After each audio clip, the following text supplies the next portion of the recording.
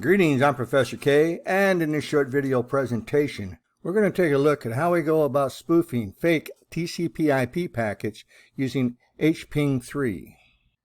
Hping3 is a terminal application for Linux that will allow you to analyze and assemble TCP IP packets quickly.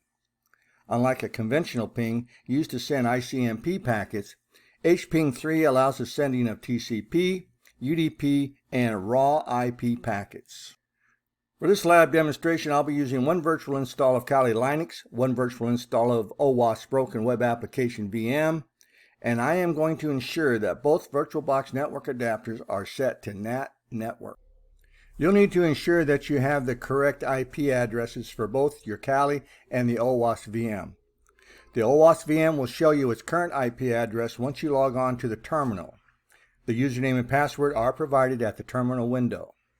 For your Kali, open a terminal and use the ifconfig command to find the IP address assigned to your Ethernet 0 adapter.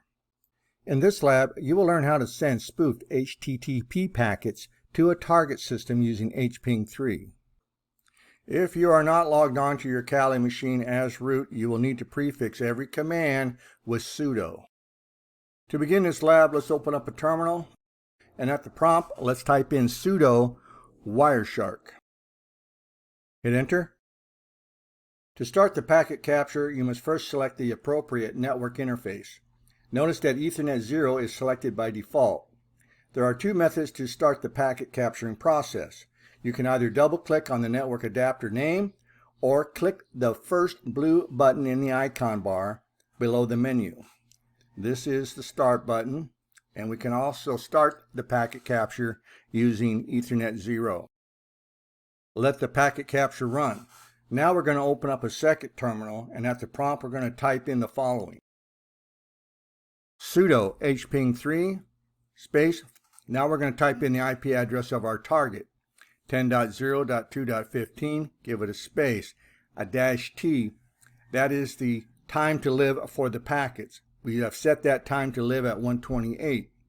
Give it a space. Give it two dashes, /rand-source.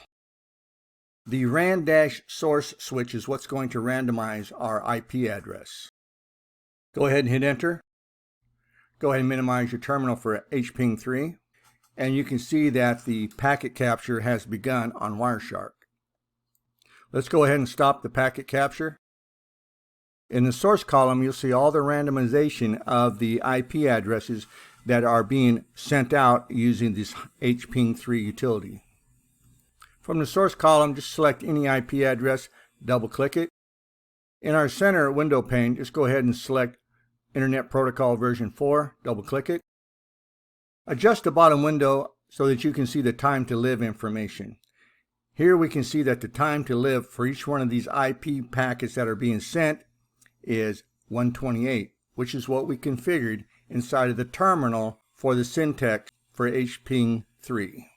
Let's go ahead and start a new scan. When prompted, or you're being asked to either save or continue without saving, select the button for continue without saving.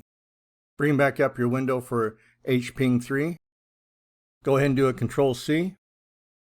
At the prompt, you can type in clear. Hit enter. Hping3 also allows us to send spoof traffic to a particular port. In this next example, we're going to send our spoofed IP packets using port 80. To do this, we're going to type in the following command. Sudo Hping3 space followed by the IP address of our target. Give it a space, a -t for the time to live. Give it another space, a -p. This is going to assign the port that we want to use to send these packets to. In this case, we would like to check for HTTP traffic on port 80. Give it a space, and again, we're going to use a random IP source. So it's --rand-source. When you're ready, go ahead and hit enter. Go ahead and minimize your terminal, return to Wireshark, and now you'll see that the port that is being used is going to be port 80. To confirm this, just grab any IP address, go ahead and double-click it. Go down to the bottom, find your transmission control protocol, go ahead and double-click it. And you can scroll down just a little bit and you'll see that the destination port is going to be port 80. Once again, let's start a new packet capture without saving the existing one. Let's go ahead and stop. Let's go ahead and start. When prompted to save, you're going to select the button that says continue without saving. Again, let's switch back on over to our terminal for Hping3. Go ahead and do a Control-C. Do a clear. Hping3 will also allow us to spoof using a Pacific IP address. To do this, we're going to type in the following command. At my terminal prompt, I've typed in sudo space Hping3, give it a space, the IP address of our target, which is 10.0.2.15, give it a space. Again, the time to live will be set to 128 using the dash small letter T switch. Give it a space. Now we're going to type in a dash small letter A, give it a space, followed by the IP address we want to use. Once you have all that typed in, go ahead and hit enter. Return back on over to your Wireshark window. And now you'll note that the source IP address is now 4.4.4.4, which is the source IP we chose to use. And so in this short lab, you learned how to spoof your source IP address using Hping3.